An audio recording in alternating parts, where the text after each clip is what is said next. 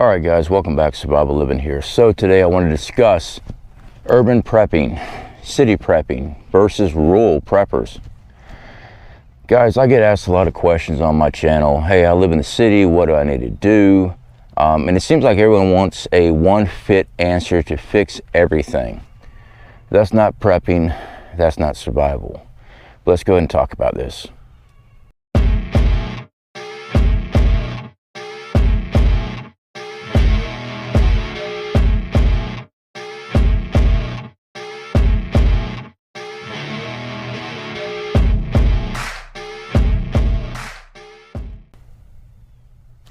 So with this, guys, I know there's a lot of people that live in the cities, urban environments, and also rural. I mean, I'm rural where I'm at.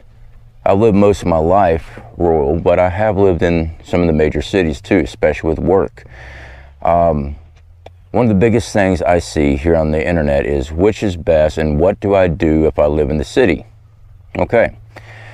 Unfortunately, I can't tell you what you're going to do when you live in the city. I can give you some suggestions on what you need to do to prepare. And this is one of the biggest things, and in all honesty, urban and city prepping is going to be the toughest ones when it comes to your safety and your family safety, security issues, because of the population density in the cities. Now, being in a rural environment, a lot of us know our neighbors, okay? Houses are far and few. It's not hard to make connection with other people because there's not that many people around compared to the city. So it's easy to reach out and build prepping communities, you know, mags, if you will. People that you know, people that are also prepping along with you and you work together with training and stuff like that, strength in numbers. When it comes to the city, guys, I know people that don't know their next door neighbor and they live in apartment complexes. Have no idea who they are. They may have seen them or they've never seen them. When it comes to trying to survive in the city during SHTF, many things come to play. What type of SHTF has hit? That's the thing. Shit hits the fan comes in many different forms. Always has. Always will. I mean, we've seen SHTF many times. It just depends on what level degree. So when it comes to SHTF, let's go ahead and take one of the big ones I keep on seeing about, because everybody wants to know what is going to happen. Well, I don't know what's going to happen. We try to prepare for as much as possible. But let's say food is no longer being produced or delivered to the grocery stores due to whatever. Economics down in the toilet due to, who knows, conflict, whatever. Let's say the major event has happened and you live in the city. Now, as an example from my time in the city, let's take a apartment complex, multiple floors, and your lower floors, windows are gated up, and to get into the building, the lobby, you have to have a keypad. All right, or a key. Let's say you live in one of these things and you are prepping. By all means, please prep, but you need to have plans on leaving. All right, the reason why I say this, and people argue with me all the time about bugging out.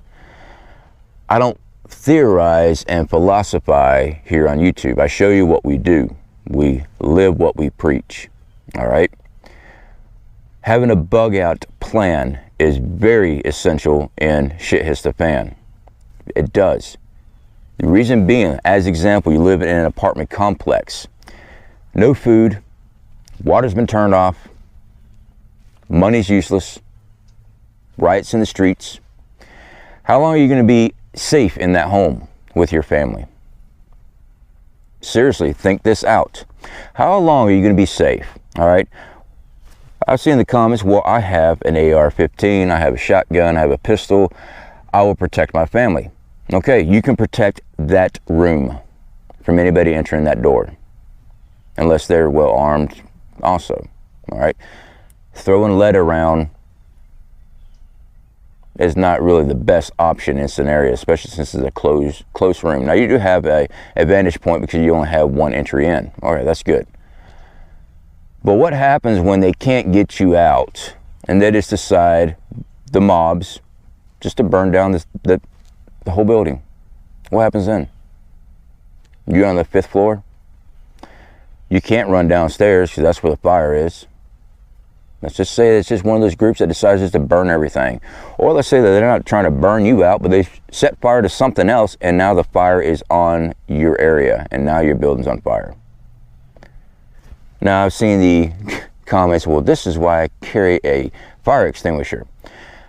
I pulled my family out of a burning home. A fire extinguisher wasn't going to stop jack. All right? Fire extinguisher, your personal civilian fire extinguisher, is going to stop a small fire from spreading. But if it's already spreading, don't have that false sense of security. Now let's talk about power, water, food. In a major event, there's not going to be power, water, and food. All right? You're held up in your apartment complex. It's unsafe for you to leave that apartment complex. What are you going to do? How much stuff can you store in that apartment? I speak to a lot of apartment preppers, people that live in an apartment. I've lived there myself. And storage is one of the biggest things. All right? It is. How long are you going to last? Well, let's say that you were somehow able to fit 2 years supply of food in your apartment for a family of, let's just say 3, your spouse and 1 child. It's a lot of food. That's a lot of water, especially since the water no longer runs. Water takes up a lot of room, and it takes a lot of water to survive. Everything from cooking to hygiene, washing dishes, everything. So, what are you going to do?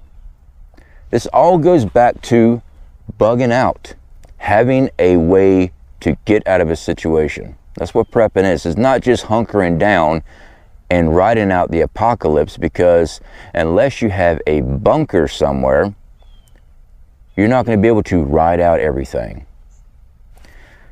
Now hear me out, guys. I'm not just attacking urban and city preppers, okay? Because the same goes to the rural prepper. Yes, we have more of a buffer zone between the masses. We do. But same scenario, water, food, power, all that stuff gets shut off. What are you going to do? Well, most of us live in an area where there's water nearby. I got water spots right here on our back piece of property. We got water spots all around our maps. Using a map, I can easily identify. But don't just identify with a map. Go to location, take a look at it. Take a look at the surrounding areas. All right? Because other people's going to be going to the same places. Food. Well, yeah, we could hunt. But relying on just hunting alone is not the smartest idea. I've hunted all my life, and there's been many seasons that I've been skunked. And that's just it. Let's take, for example, where I'm at right now. After Hurricane Michael, when I got here in this area, and I grew up off and on out this way, up in North Carolina, down here in Florida, I did not see a squirrel since I moved down here. Just recently, we started seeing the squirrel and raccoon population come back here. And it's still sparse. So, if you're planning on hunting, let's say you're down here and a hurricane comes through and destroys their habitats. What are you going to do now? The fact is, you can't put all your eggs in one basket. This is why we talk about growing food, having enough food to last you between growing season. That's why we prep canned goods, dry goods, things like that, is to carry us through multiple growing seasons in case we have one fail. We can't just rely on hunting alone. All right? And I've seen those commenters. Whatever. Best of luck to you, the Great White Hunter. Go for it. Living in a rural area gives us more room for growing. And also, it gives us more security where we're not having to worry about the masses on every corner. Now, is this something you need to be watching? Yes, absolutely. In a rural area, if there's nothing here, the threats are still there. People are not prepared. Preppers are the minority in the country. If you're the only one prepped up and doing things and having a garden, yeah, people are going to be paying attention. And when it comes down to hunger, thirst, they will come for your stuff. All right? If not directly They'll come at you indirectly while you sleep, things like that. And this is one of the things I see on the internet about lone wolf prepping and all this other stuff, guys. And if these are channel names, I'm not attacking the channel. I'm talking about the ideology of it. Well, I'm a lone wolf prepper. I don't need anybody. You got to sleep sometime. If you get injured, you also need to have help. And that's facts. Okay? I mean, sure. You know what, you can believe and theorize everything on yourself. Whatever you're going to do, you go for it. I'm not going to argue with you. I'm going to tell you from my experience, and I was a train rider for a year and a half, and most of it was by myself. It is hard to watch your back all the time. Very difficult. Now, when it comes to rural life, it's not the 100% answer for people when they're talking about urban prepping and city prepping. Rural has its advantage, of course it does, but you still have to have a bug out plan. You have to have a location you can go. You can take your family if your location is overrun, threatened, or destroyed. All right? To think that because you live out in the sticks, people will never find you, that's closed-minded. Okay? Now, if you live way up out in the sticks, where it takes, 30 miles of dirt roads and stuff like that to find you, and those are very hard to even travel on, you got a better chance. Of course you do. Not many people's going to go that way. It's too hard. But where I'm at, 15 miles from the city, well, the town, people will eventually start coming this way. Of course they will. When they exhausted everything in town during SHTF, they will branch out and look for other sources. So yes, we do expect them to come this way. It just gives us a buffer. But if you're outnumbered or your house is on fire, destroyed, whatever the case may be, your security, you cannot stay in your position anymore. You need to move out. You need to have locations already looked into and supply caches put. All right, I have shown burying food in survival buckets. These things last forever. They last a very long time. All right, what type of food you want to put in it, that's up to you. The videos we did dry goods, vacuum sealed up, canned goods, things like that, and put in these buckets. Along with those survival buckets, caches, you put survival gear. I'm not going to tell you to use any freedom seeds or anything like that, because you need to check with your state law before you start leaving stuff like that in the ground and other places. Okay, so I can't tell you that, but use your own thoughts on that. Have supplies in many different locations. Now, you also need to have supplies along the route. You guys, I train hard with my gear. Everybody looks at my pack and says, your pack's too big. I train my body so I can carry more gear. I'm not one for less is more. Mainly because I put myself through this stuff all the time. I've lived it. Having more gear makes your life much more easier when you're out there. Okay? And I can tell you that from experience. Compared to all the internet bullshitters, all you need is 20 pounds on your back. Not a skill in the world, but they read it in a freaking book. I've lived it. Everything we film, I'm putting my body through. I show you guys. You need gear. You need to learn those skills. Now, can you survive with nearly nothing? Absolutely. But let's take an example. One of our recent outdoor survival videos I was doing, the heat was so bad. It zapped everything out of me. I was so exhausted, it took me forever to get fire going, trying to go and travel, get water, things like that. It put a beating on my body, and I could barely function. These are things that you will experience. So yes, have extra gear. So one of the things I see, people ask, well, where exactly are you putting your gear? Well, one, I'm not going to tell you where I put my gear. Others will say, you need to make sure it's your property. Well, by the laws of the land, I'm going to have to agree with you on that. That way, I don't get in any trouble. You don't get in any trouble. During SHTF, though, the way of the gun is the law. That's it. I see it all the time. Well, what are you going to do when someone tries to take your stuff? You swack them. You're there to protect your family. If somebody wants to maraud and they want to take your things, it's your responsibility to take care of your family. Or you could go sing Kumbaya while they're raping your family, murdering them. Whatever. Whatever it is that makes you feel good, you go for it. Me, my family comes first. My group comes first. That other person that wants to start stuff, best of luck to them, because they're going to run into a hell of a time. Guys, you need to be training as much as possible. It's one thing to watch YouTube and learn ideas. It's great. I try to put as much information out there for you guys. But you need to train, all right? I speak to people all the time here because I'm a YouTuber. They'll contact me by email and stuff like that. One of the things I see is knowledge is power. I have a lot of books and PDFs. I have all this information. I don't have to do blah, blah, blah. Knowledge is power, but knowledge is not going to save your life when you have to rely on your body and skills to get something done. Hear me out. I'm not saying don't read up on stuff. What I'm saying is don't rely on just having a lot of book knowledge and now you're going to survive when it comes down to having to do stuff. All right? This is why we train. This is why we talk about skills. Okay? I run our own outdoor survival business. I teach, and I've been to multiple courses across the United States.